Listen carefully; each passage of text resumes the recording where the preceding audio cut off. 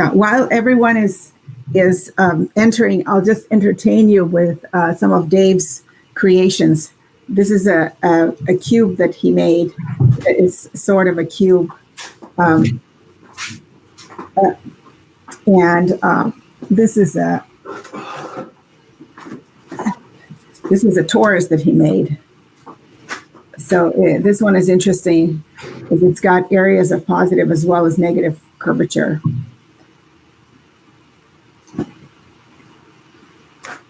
Well, since we're doing show and tell, yeah, here's the latest one, by the way. Whoa! This is the one I sent you pictures of, Yana. Oh, yeah, I could not tell what it was in the picture. Now it has a, yeah. Oh, that's amazing.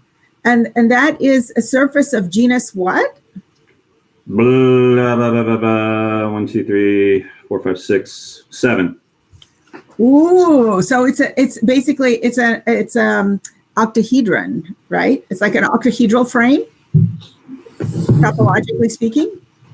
No, because it's a combination of triangular faces and pentagonal faces. Oh, it's got pentagonal? I didn't see. If you go from this side. Okay, some things just do not lend themselves to flat screens. Yeah, I see that. I see that. Yeah. Oh, that's amazing. That's amazing. Okay, I see the number of people is stabilizing. So we're going to go ahead and get started. Okay. Thanks everyone so much for attending this talk. And we're going to start with a presentation, and then we're going to break out into groups, and you're actually going to make your icosahedra, which will look like this. Okay, so let me just start with introductions. And here's, oh, right, I need just a second. I'm going to share my screen. So I want to introduce you guys to Dave Honda. By the way, we're both representing the San Diego Math Teacher Circle, and I run the Math Teacher Circle along with Dave Patrick. We have a lot of Daves, and Dave Honda started out as one of our teachers who attended, and then he and I end up collaborating on these crazy projects, of which you're now participating in one.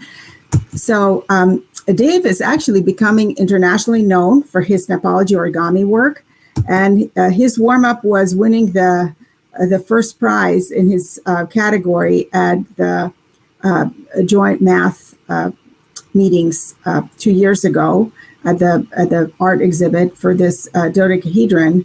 And then since then, he has a piece purchased by the University of Pennsylvania Library, which is cutting out here. And then he recently had another piece, a larger version of this, accepted at the presentations for the German Mathematical Society mini symposium. So that's a great honor. And this is where you get to see his various pieces on his website. And I want you to know right now that if you're unable to finish or follow along for any reason, he has pre-recorded a nice presentation of instructions at this website here. So, and you can have a copy of this presentation afterwards. And I'm Yana Mohanty, and I'm the inventor of geometriles. So I'm kind of obsessed with things that fit together in three-dimensional shapes. And right now, I've been doing a lot of Snapology Origami, mostly to keep sane, to tell you the truth. I mean, these are difficult times. I have aging parents. There's a lot of stress. And so my idea of keeping my sanity is working on this every night for, an hour or so. So I think that the great thing about the pandemic is that we're slowed down enough where we can focus on things like this. And there's something very gratifying about this, because things in the world are so chaotic. And here you are folding paper into perfect little squares, and everything is so predictable. It's a kind of therapy, if you will. So right now, I am on this fixation with chirality, and I'll explain what that is if you haven't heard that word later, but that's just my current obsession. But so Dave is like a professional. I'm just a Snapology Origami amateur. Okay, so here's how we're thinking of structuring this session. I'll do the PowerPoint. I might ask you some questions. You can respond to me by private chat so that everybody has a chance to think about them. And then Dave will introduce you to the cutting and folding techniques. And after every stage, you'll break into small groups to do your constructions. And then we will visit the groups to check on you. And then we'll periodically come back and kind of check up on how everybody's doing. So the idea of this particular workshop is to give you the basic steps so that you can go out in the world and make all the Archimedean solids and whatever you wish, because the techniques are all the same. Okay, so the Platonic solids, a very special family of solids. There are 5 of them, and they're called tetrahedron. The first, the prefix is the Greek word for the number. So it has 4 faces: cube, octahedron, dodecahedron, icosahedron. So the faces are what we call the flat parts, and that is hedra in Greek. And the special thing about them is that each one of them is made from just one type of regular polygon, and that makes them very well suited for Snapology origami, because we just have one type of face to make in these. We can make Snapology origami with more than one shape in the future, but to start with, the Platonic solids are perfect because we only have to worry about one shape. And the key thing is that the number of polygons at each vertex is the same with the Platonic solid. So this guy has 5, this guy has 3. And so your formula for making Snapology origami becomes really simple, and you'll see that. And okay, so here's an icosahedron, and I'm gonna, you don't have to do anything. I'm gonna switch to, I got this from the screenshot from this demonstration website, which is a free, you just download their free software, and you get to have your interactive view of these solids, a lot of them. So this is a nice little resource, and kids like to play with this. You can make it transparent, and then you can switch to the various ones. Okay, so this is what we're going to make today.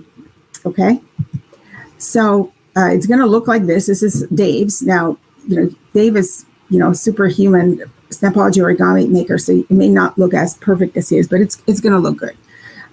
So I want to show you the parallel between the idealized icosahedron and what we're making, and it's kind of color coded. So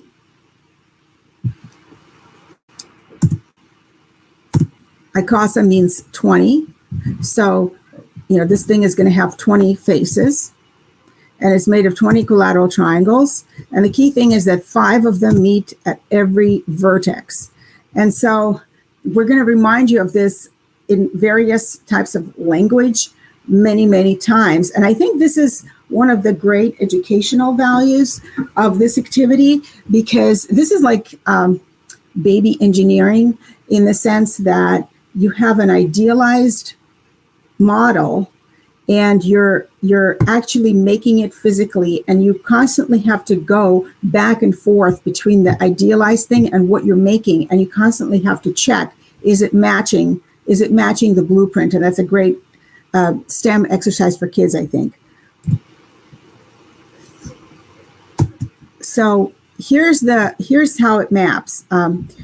So the triangle piece, we're going to have 2 kinds of paper pieces, okay? And so the triangle pieces are going to be the faces. And those are in the previous slide, so the faces are these guys, okay? See, these yellow guys, okay? They're barely seen, okay? And the connector pieces, which are differently sized, are going to be acting as our edges, okay? And they're going to hold together with no glue, okay? And so this is how they're connected together. This is a blow-up version, and Dave is going to demonstrate this to you amply, okay? So these are our faces, and these are our edges. And so it looks like they're going to fall apart, but trust me, once you get the whole thing together, it's going to keep, it's going to hold together by friction and tension and various things like that. Okay, and the other thing I love about this is you get to decide on the color scheme of your icosahedron, okay? So the edge choice, that's going to be the color that you see the most in the picture I showed you. That's the blue color.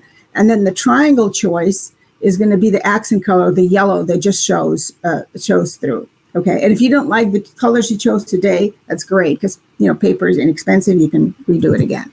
Okay, now the big head scratcher is how many pieces of each will you need?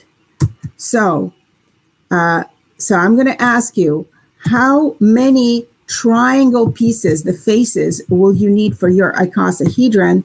And let me see. I'm going to go to chat and could you please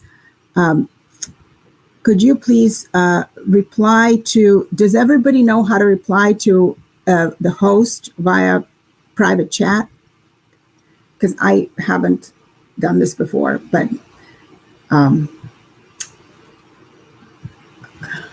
So what we'd like is that if you could respond, so that then not in the public chat, so that we can kind of have everyone do their own individual thinking. So I believe the way you want to do it is go to where it says participants.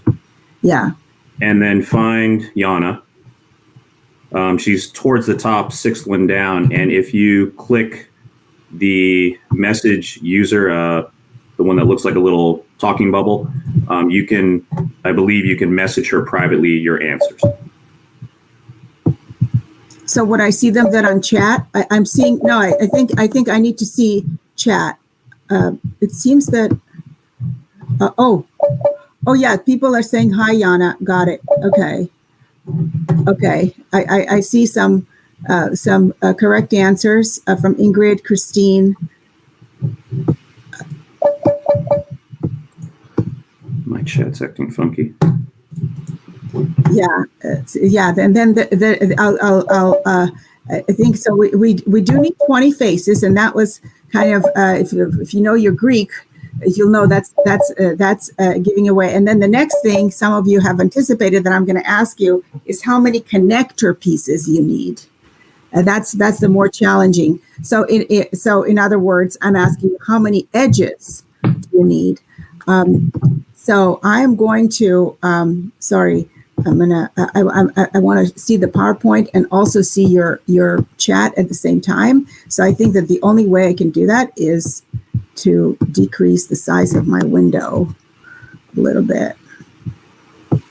There, okay. So let's think about how many connector pieces you will need. I'm getting interesting answers. I got one correct answer, and it's not that straightforward. Yeah. I see Kelly, you're correct. Yeah. So let's talk about a way. Yeah. Exactly, Kelly. Yeah. So let's talk about a way to count them without driving yourself mad. I've got a number of people with correct answers. So I'm going to use this icosahedron because it shows the edges clearly. Dave, can you unmute yourself and let me know if that's I'm unmuted. What you need? Is that clear? Yeah, I can see it. As long as they have to switch screens. So if you're on the PowerPoint right now, you need to minimize that and then go back to where you actually see Yana, and she's holding her hand. Wait, are you talking to me or to the participants? To everybody. Yeah, because you have two different windows open. One is Correct. the PowerPoint in your computer, and one is you. So that if they went full screen, they can't see you right now. So they have to minimize the full Yeah, screen thank you. and then go to the gallery view, and then they can see you. Yeah, and now I'm going to go so that I can, I'm trying to see myself. There you go. Yeah. As well as, yeah, okay. So that I can see what I'm showing you. So I'm going to talk about how we figure out how many edges we need without driving ourselves crazy and, counting, especially this one. So we're going to revisit this guy later, by the way. So we know we have 20 faces and they're triangular, okay?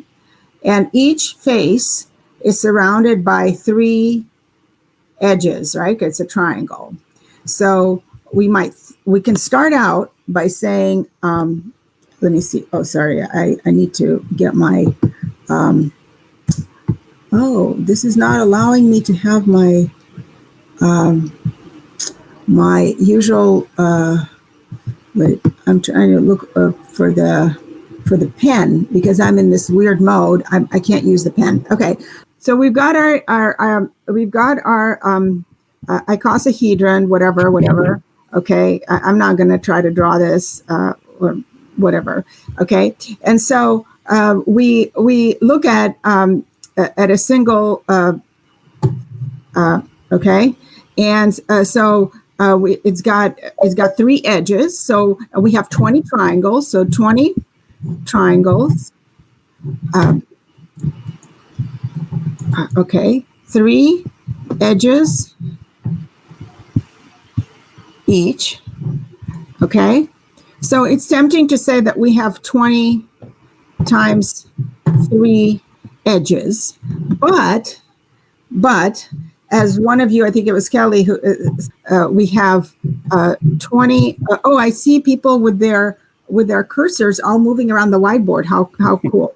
Okay, that's nice. Okay, so we have 20 times 3. That's our first shot at the number of edges. But then we see that if we count the edges this way, then we end up counting them twice. So we've counted. Let me switch to a different color. Okay, so let's do red. Okay, and so I'm gonna count it like this with the red. Okay, so I counted this edge once, and now I'm gonna count it again with blue, and I'm counting it again. See, so there's the red and the blue. So we will have counted each edge twice if we do it this way. So we're just going to divide this by 2. And that is going to give us 30 edges. And that's how many connector pieces we need. And this type of thinking can be applied to all of these fancy polyhedra. And it's a great way, I think, this counting exercise to kind of bring some, discrete geometry, if you will, and link it to the nuts and bolts of just like how much paper am I going to need to complete this project. So this is a great exercise that you can go through with your students for all kinds of various polyhedra. Okay, and now I'm going to close this out. I'm going to minimize it and go back to my PowerPoint. Yes, okay. And I'm going to give it over to Dave. Okay. So hi, everybody. Thanks for joining us today. So first off, shout out to Yana. Earlier, she talked about how she was the amateur and I'm the expert. This is a great partnership because it's vice versa when it comes to the math. I'm a middle school math teacher, so I haven't used a lot of higher level math in a long time. So things like topology and tori, that was not something I really contemplated when I first got into this. But I'm hoping you have a similar experience, is that I kind of came at this from the origami perspective, and it was just a fun way to explore some math. But as I got into it, I ended up discovering a lot more math on my road. It was just this thing. It was just a tool for me to learn more and more. And so I met Yana, and we got into all these deeper discussions about mathematics. So I'm kind of hoping you have a similar journey. So to get us started on our journey, essentially what's going to happen is we're going to kind of give steps to you piece by piece, and then have you break out into the different tables in our virtual workshop here, so that you can help each other out. Yana and I will kind of bounce around from table to help out. And then, after like 5-10 minutes on a particular stage, we'll jump back to full presentation mode to give next steps. And so hopefully by the end, you either have a completed icosahedron, or maybe most of it, and you just need to finish up on your own, depending on how the time plays out. And if she mentioned it earlier, if at any point we do just end up having to cut it short and we don't quite get to everything, in the PowerPoint, which we'll talk later about providing the links to that, there is a link in that PowerPoint to a tutorial video that I've put together so that you can finish up on your own time. Okay. All right. So here's what I've got. Our end goal, I'm going to share my screen now. So I've got a doc cam here. I'm just going to share. I'll do most of my work here. So if you just kind of want to have this open, so switch over to my doc cam picture. You won't really need to see me as long as you can hear my voice. This is our end goal. This is our icosahedron, which you saw earlier on the screen. And so stage one is going to be us making the individual pieces. This is made up of nothing but strips of paper that have been folded and joined together. And so like traditional origami, it's all about just the folds that hold everything together. There's no glue, no tape, nothing. Although some of my students, when I do it with my middle school kids, they're always begging me to use glue and tape. They get frustrated. All right, so first, hopefully you saw the instructions when you joined this event that you should have some strips of paper pre-cut. I like to start off with 1-inch strips because they're easy to manage. Down the road, you make them smaller and or larger depending on what you want your project to look like. Okay. Now, first off, as Yana mentioned, you'll notice on mine, I purposely did 2 colors here. There's like a light gray paper that you can barely see kind of squeaking between all this kind of pinkish paper I've got here. And so what we've got here is 2 different pieces. One is these triangles, these strips folded into triangles. Those are my gray pieces. That's what I would refer to as my accent color. And then I've got these pink pieces, which are acting as connectors. They're connecting the triangles together, and that's my dominant color. So right now, if you did choose 2 different colors, you have to choose which one will be your accent color and which one will be your dominant color. And so right now, make that decision. And then you can I'm not sure if we put this in here. You'll also need a pair of scissors. We want some fairly clean cuts. All right, so here's how you make your pieces. What I want you to do is get a strip of your accent color. Oh, didn't think about that. I hope this shows up clearly. I didn't think about gray on a gray table. Not a smart move. But this is going to be my accent color. This is the color that's going to barely peek through at the edges. And then I'm just going to grab a different strip. I'm going to grab the dominant color just so you can see it on the screen. But what we're going to do is we're going to make the triangular pieces. And they'll eventually look like this. This is what we're hoping for. So what you do, take your accent color and hold it perpendicular to your other strip. And it doesn't really matter where. It can be top, bottom, middle. But as long as they match up edge to edge right here, and they're at a 90-degree angle. And so the idea is to create this triangle. We're just going to wrap this one around the other. Okay? So first thing I'm going to do is just going to fold my accent strip around. And so I just kind of went around here. And I'm just going to give it a nice good crease with my fingernail. Just like with traditional origami, the crisper your folds, the nicer the project should be. So Ingrid, yeah, so maybe you still want to follow along, but you can always watch our video later. I like to work with 1-inch strips. You can use any size you want in terms of the width of the strip as long as you're consistent. All right. Okay, and then what we're going to do is we're just going to keep going. I'm going to fold it a second time. And again, give it a nice good crease. A third time. and then a fourth time. And each time I'm just giving it a nice crisp fold. And then what I'm going to do is I'm going to cut it about halfway in the middle here. If you'll notice the way I'm holding it, how I've got the scissor not at the edge, but just in the middle. And the only reason I do that is so that this cut edge won't show up later. It'll be covered up. So I like to cut it in the middle like that so it's not peeking out somewhere. Now, if you've done this right and you unravel it, you've basically folded your strip into what Yana and I refer to as units. They're close to square, but of course, with the thickness of the paper, they're not perfectly square. They're just slightly rectangular. But what you want is pieces like this. Okay, with basically 4 and then about a half a unit. It doesn't have to be perfectly a half, just a little extra. So 1, 2, 3, 4 plus a little extra. Okay, and what I'd like you to do right now is make, we were going to do, actually, yeah. So we'll do this as a whole group. We'll break out into small groups later. I think we can do this quickly just together as a single group. But make 2 of these. Okay, you'll want 2 of these pieces and then just set those to the side.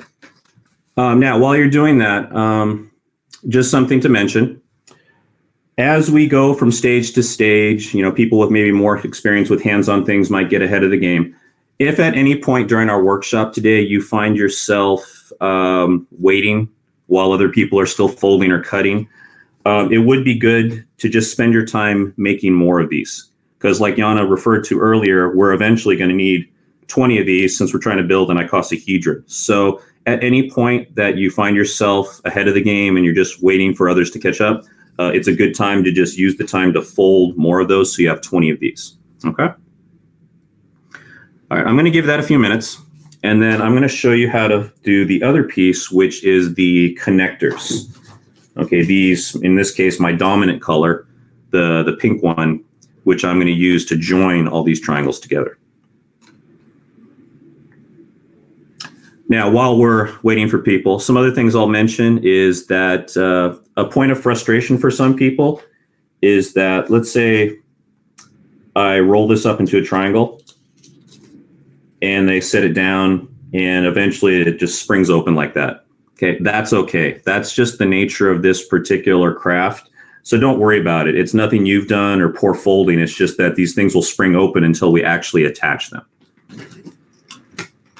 Okay.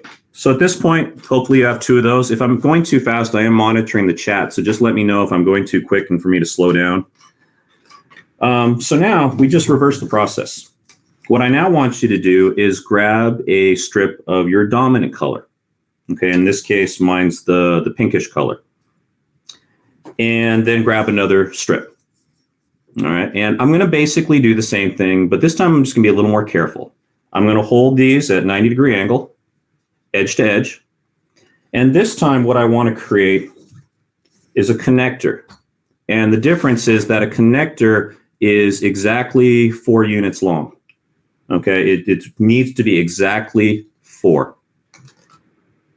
So what I'm going to do is same method, edge to edge, 90-degree angle. I'm going to fold it once, and then give it a nice good crease with my fingernails. Twice. 3 times. And then I'm just going to cut off the excess right here. But this time I'm going to be very careful to cut it right along the edge. Okay, as close as I can without actually cutting into the rest of it. So kind of hold your scissors right up next to it and then slice into it. So if you've done it right and you unravel it, you get 4 units of pretty close to equal congruent units. All right. And for the time being, we just need 1 of those. Okay, so in just a sec, we're going to take our 2 accent color pieces, which will make the triangles, and the 1 connector, and I'm going to show you the basic move. And I like this. I always tell my middle school students when we do this in class that what I like about it is that it's a lot like Legos. Legos are this very simplistic building block system that all it is snap and done, just 1 move to connect, but it can be used to create such complex things. So very similar is that these are the pieces you'll ever need. Every single project I've ever done pretty much is just these pieces. And it's just a matter of how you connect them, which gives you something very simple to something very complex. Okay, so here we go. So first thing you'll want to do is go back to your accent color. And what you're going to do is you're going to roll these up. Hopefully, what usually works best is to re-roll them in the same order. I'm going to start from here, and I'm going to make sure this little half a unit ends up on the outside. And I'm going to roll it back up. Donna, yes, this will be available later. And then roll it back up, but more loosely into a triangle. So here's my triangle. And you'll notice this little half a flap is just on the outside. They tend to roll it better that way. All right, and then you'll want to do that with the other one too. So what we get is 2 triangles all ready to go. Now, this second part is not required, but what I like to do is this little half a flap can get annoying. It always keeps popping up. It gets in the way. So what I like to do is as I'm about to join my 2 first triangles, what I like to do is hold them in one hand with these 2 just kind of facing each other so that they're out of the way. So I can just hold everything with one hand. Okay, you don't have to do this, but it just helps. So those 2 half unit sides, just face them towards each other, squish them together, and just hold it with one hand. Okay, now, whoops, butterfingers. Now what we're going to do is connect them. So now with your other hand, grab your dominant color connector, the one with 4 units. And what you want to do is you kind of want to just fold it so that it makes an approximate capital V. All right, a V-shaped connector. And so what's going to happen, I always equate this to a stapler. Basically, the object of a stapler is for the 2 ends to push through the paper, and then they get bent down to attach the paper. We're going to do the same thing here. The 2 ends of the staples are going to go through these 2 pre-made gigantic triangular holes, and then eventually we're going to bend the ends around. All right, so take your capital V. You're now going to thread each end of the V into one of the triangular openings. Okay, and this is usually a stumbling block for some people, not in between the layers of paper. Okay, I have some of my middle school students do that where they think it's supposed to go through the layers of paper, and that's not what we want. We want them to go directly through the large triangular opening. So one end through here and the other through that. And if I kind of hold it really close, you can see what I'm doing here. And then I'm just going to push it all the way through till it stops, till I come to the bottom of the V. And they should poke out the other side. Okay, if I'm losing anybody, just reply in the chat. We'll slow things down. All right, then, again, just like a stapler, as a stapler goes through a piece of paper, there's that plate on the bottom of the stapler that bends the points in. That's what we're going to do here. At this point, your piece should kind of hinge open like a mouth. And what we're going to do is we're going to take this excess pieces of connector and fold them down and in to this mouth, this valley here. And then I'm going to do the same thing with the other one. Okay, and then I'm going to close it all back up and just give it a nice good squish to just reestablish those folds. Okay, so if you set it down, it'll spring open a little bit, but hopefully it won't completely pop out. But if it does, again, that's not you. It's just the nature of this work. It might get a little frustrating. What you'll find, though, is they'll hold together better the more pieces that we get connecting to each other. Okay, so I'm going to run through that one more time. Okay, 2 triangles, side by side in one hand. Connector in kind of a capital V shape. Poke each end of the V through the triangular openings. Push it as far as it'll go. On the other side, hinge it open a little bit. Push these tabs down and in, like so. And then close it back up and give it a nice good squeeze. All right, and so that's 2 of our triangular faces, which eventually will be a portion of our icosahedron. All right. Okay. I don't see anything in the chat, so I think we're good. So here's what we need. What I'm going to next show you, and then I'm going to have you break into small table groups so people can help each other out, and Yana and I can go around and assist, is we're going to try to achieve this. Where to go? I had it here. Sorry, I'm just looking. There it is. We're going to try to achieve this. This is just that same technique, but just applied over and over until we get a ring of 5 triangles. Just like on an icosahedron, at every vertex, this would be the vertex of our icosahedron, there should be 5 triangles touching. So what you'll need to do, and we'll take a moment, go ahead, go back to your paper, and you will need 3 more pieces of your accent color, cut and folded into triangles, and 4 more connector accent, 4 more dominant color connector pieces. Sorry, tripping over my tongue here. All right, so we'll give you a moment to do that.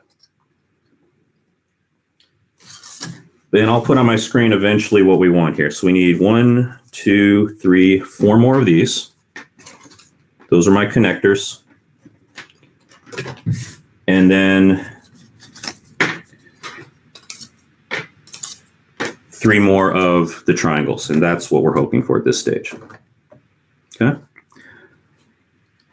And while people are doing that, I mean, I think it would be a good time if there are some questions out there, if anybody wants to type something in the chat that we can respond to while people do that. I figure let's give it, what do you think, Yana, about 5 minutes? Okay, so at 11:45, we'll come back. I'll give you the next stage. And again, if we go a little too quick, don't worry. All this stuff will be made available later. And I've made videos of all this, the same exact steps and all that. So you can always just pick up where you left off. Okay. And once again, if any of you are ahead of the game, just keep making more pieces.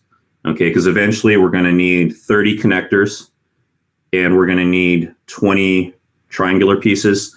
So it couldn't hurt to just keep folding while others are working. That way we don't lose anybody and everybody has something to work on.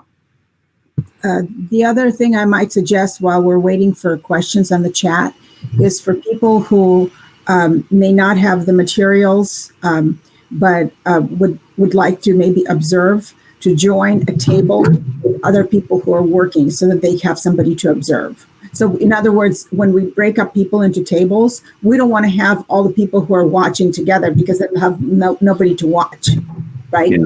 So hopefully just randomly picking a table will work out. Not at this stage, but at the next stage where we do the ring of 5, it would help that where people can share. Ingrid, yeah. Yes. I tend to use cardstock. 65 would probably work. I probably wouldn't go any. It will definitely work. Yeah, I wouldn't go any less than that. I did was with 65. Okay. Yeah, but anything labeled cardstock or covered stock usually works. So for a smaller piece, I would probably use 65-pound paper thickness. And for my larger projects that need to kind of support the weight of all the paper, I tend to work in 80-pound and even like 110-pound. But I think to start off with, just your typical 65-pound cardstock from Michael's ought to do the trick. Dave, we have a question from Lisa. The open end of the triangles, the part that goes through the connectors.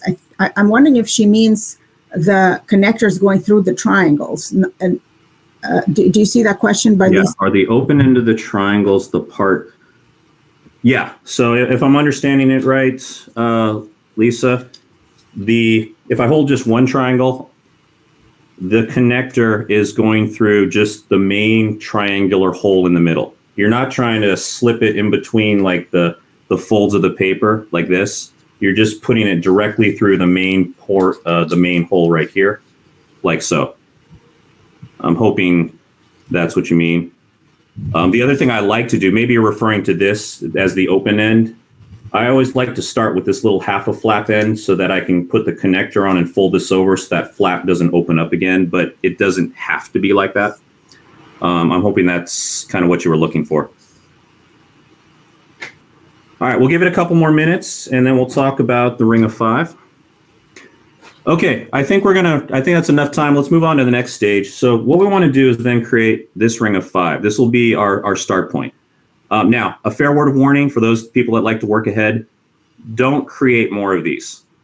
Okay, you can't create separate rings of 5 and then join them together. It doesn't work right. We're just going to keep building off of this initial ring of 5. So again, if you get ahead of the game, you get your ring of 5 done quickly, just cut more paper, okay? All right, so essentially it's, like I said, it's like Legos. It's the same move. So what I'm going to do is I'm going to take what I've done so far, and I'm going to take another triangle. I'm going to take one of my triangular pieces. I'm going to wrap it back up. And then it doesn't really matter where at this point. I'm just going to hold it next to one of these triangles, like so.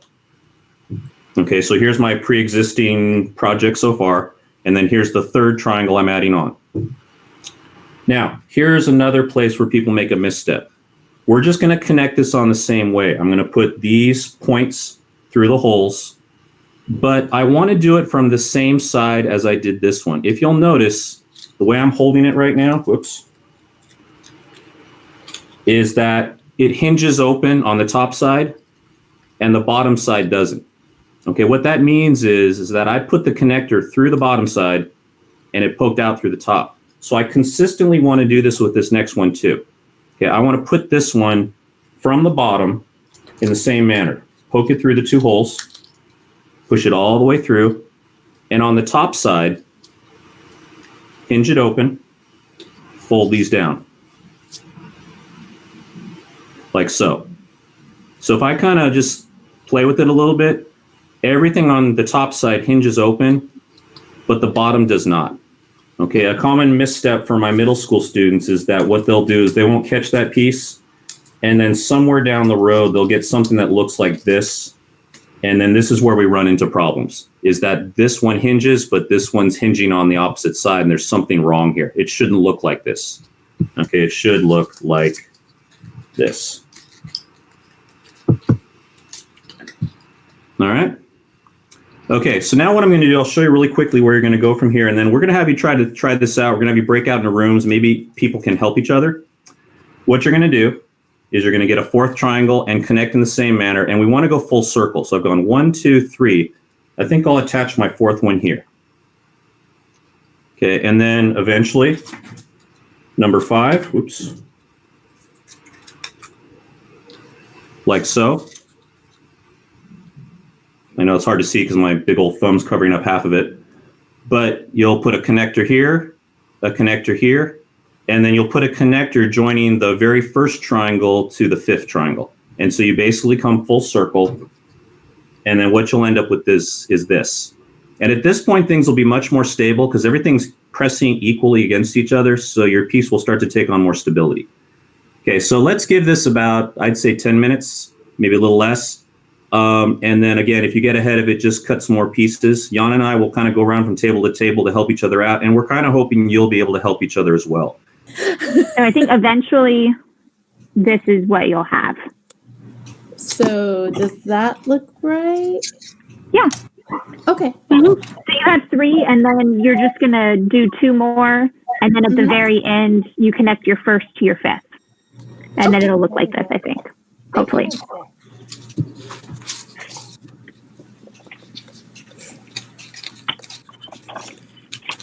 I don't think I cut my strips as accurately as I should have, but they're working out okay. Hi, can you guys help me here? Hello. Yeah. Hi. Yeah. So I have joined 4 triangles and it looks like this. Am I doing something wrong or it's fine? I think the 4th one should have been connected on the other side of that 3rd triangle. So like Yeah.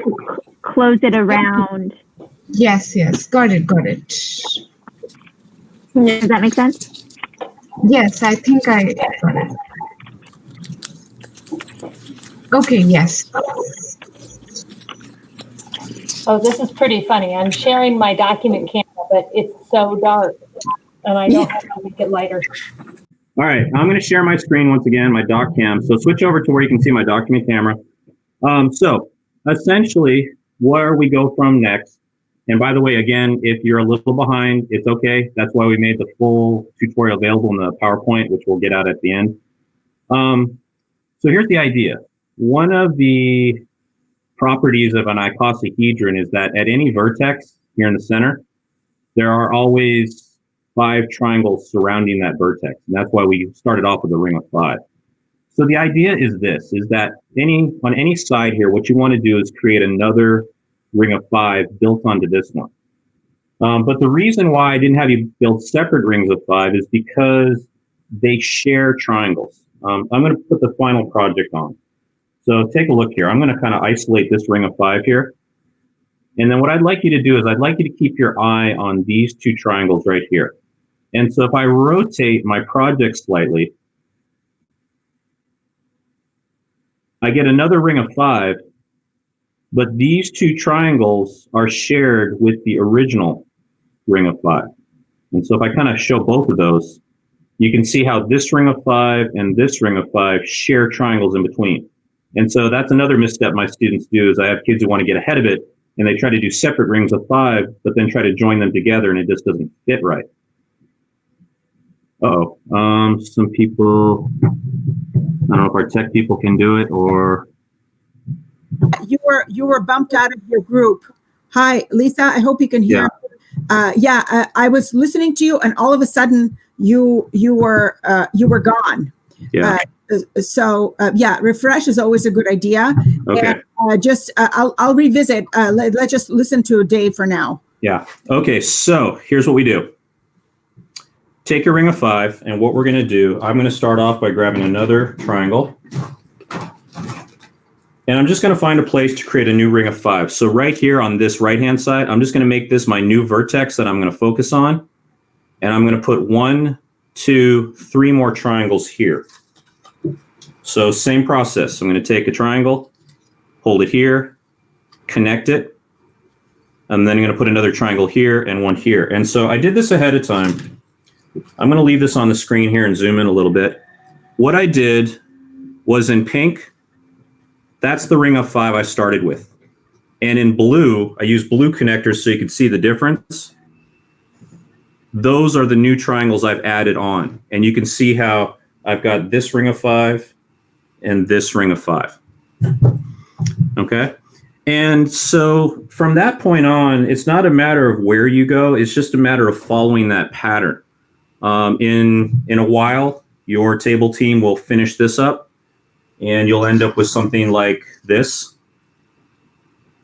And then maybe another place you might want to go next is on the top here. Here on the top, I've got 1, 2, 3 triangles, and you'll see in a different color, I've added on 2 more triangles to again create a ring of 5.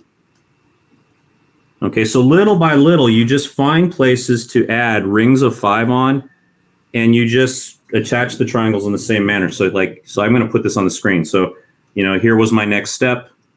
Here was my next step after that. And you just continually keep going. All right. So I'm hoping that makes sense, but we'll address it in individual groups in a sec.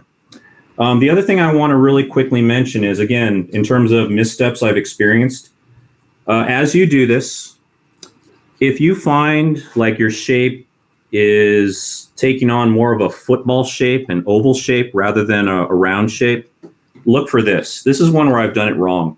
And if you kind of look at the side profile, it's turning out to be more of an oval. And so the misstep here is, if you look closely in blue, I accidentally did a ring of 4. And so because of that, things are disproportionate. And so you're getting that more oblong football shape. So if you start to feel that your ball is not round and it's more ovalish, look for a ring of 4. You'll have to crack it back open and add another triangle in. Okay, or vice versa, you're doing this and your ball is getting kind of a flat spot. Okay, well, the common misstep there is that you accidentally did a ring of 6, and so 60 degrees each, you're getting a full flat 360, and so you're essentially creating a flat side on your ball. Okay, it's always got to be interconnected rings of 5. Okay.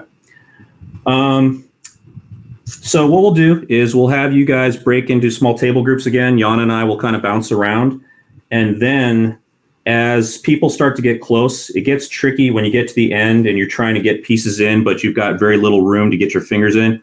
We'll show you some techniques for kind of finishing it off when it's too hard to reach your fingers into the inside of the shape. Okay? So I see what he meant about, if you get ahead, just keep cutting more pieces. Yeah.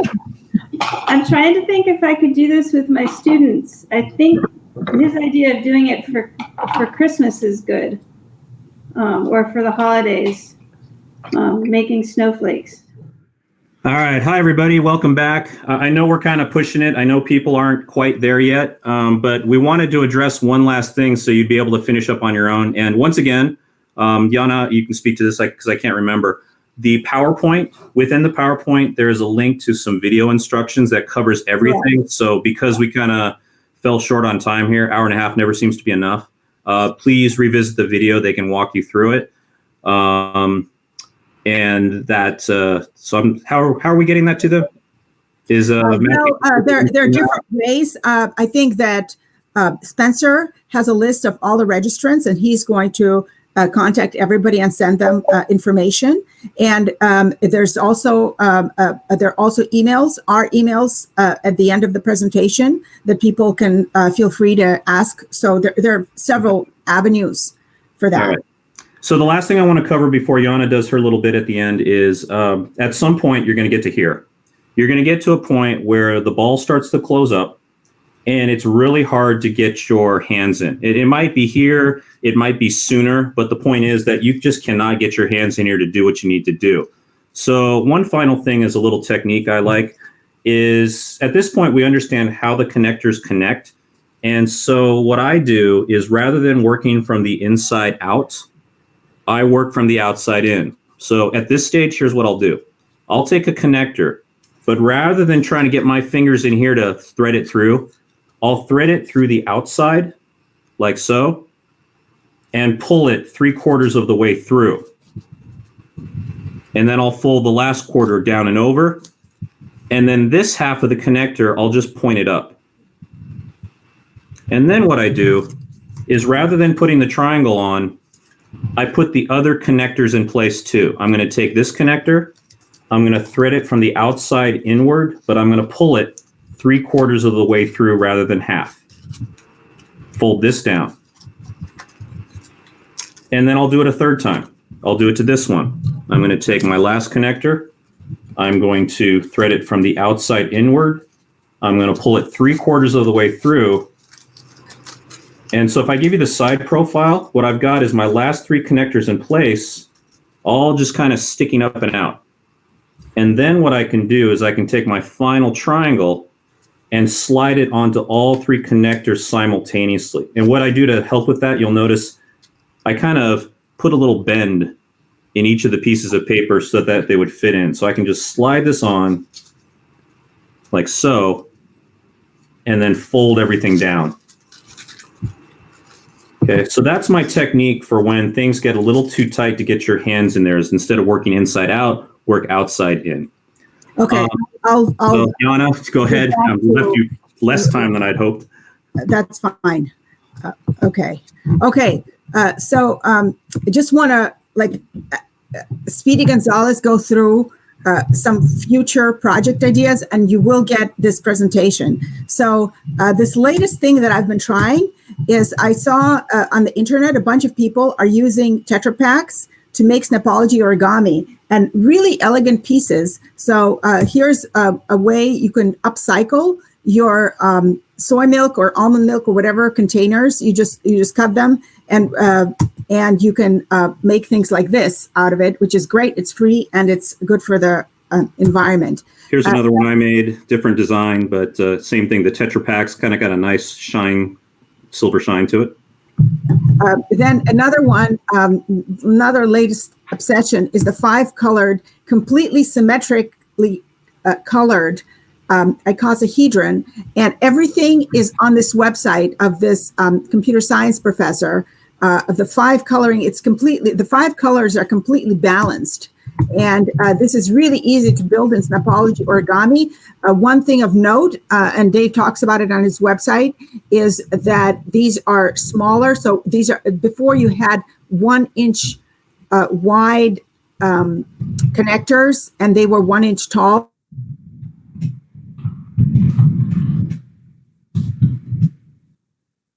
Interesting things about it that we really don't have time to get into, but it is I promise you this, that there's lots to talk about in terms of permutations with your students. And the beauty of it is they can choose their own 5 colors, so it's their thing. And what else? This thing that I promised to Karen that I'll mention. So one of the, this is one of the Archimedean solids, and this is a soccer ball or a truncated icosahedron. This is a very popular object to make. Now, Karen noticed that it looks like a sphere. That's kind of what it ends up looking like. So let me show you really quick how you get. So you start out with an icosahedron, which we'll be talking about today. Then you chop off the points, you chop off the vertices, and you get a truncated icosahedron. And then it's more stable if you make each of the hexagons out of 6 triangles, and it also makes it just look more spherical.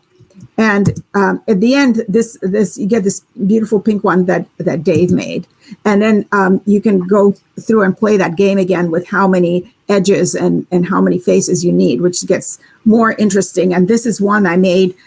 This is another fixation of mine lately since the pandemic, is the ombre Snapology Origami. Okay, and so another future project is I'm really out of time now to make all the Archimedean solids. And if you look back at that Wolfram demonstration thing, you can have the interactive Archimedean solids. So we already talked about this one with a big check mark. And then these guys are chiral, which means that they have a handedness. So they're not mirror symmetric. See, they kind of swirl around like a propeller. And it's really interesting that some of them swirl to the right and some of them swirl to the left. And there are only 2 Archimedean solids that are like that. And chirality is really important in all of the sciences, but especially now because that's one of the things virologists use to distinguish between the structures of various viruses and things like that. So this is my last project, this little thing. Basically, I'm attempting to show chirality with colors, because if you look at this thing, this is a snub cube and it's not mirror symmetric, and the colors show that. See, the colors kind of go around in a propeller also.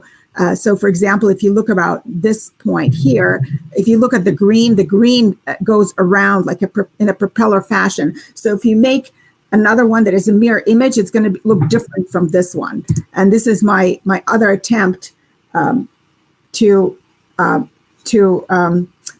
show chirality, although this might look like a beach ball to you, but the idea was to split it. It has a 5-fold rotational symmetry, and the idea was to split it into 5 pieces that you can rotate one in the place of the other. So maybe the whole point of these last 4 slides is for you to go out and improve on this and make it your own and try things with your students and hopefully get back to us. So we would really love to continue this conversation. This is Dave's potato, by the way. So if you're hungry here in the West Coast, it's lunchtime. It's a little past lunchtime. We would love to continue this conversation with you and see how you hear your ideas about implementing it with your students and stuff like that. And before we finish, I wanted to just see if there are any further questions that anybody has. I'm going to look at the chat. I'm going to just monitor the chat until we get kicked out to see if we have any further questions.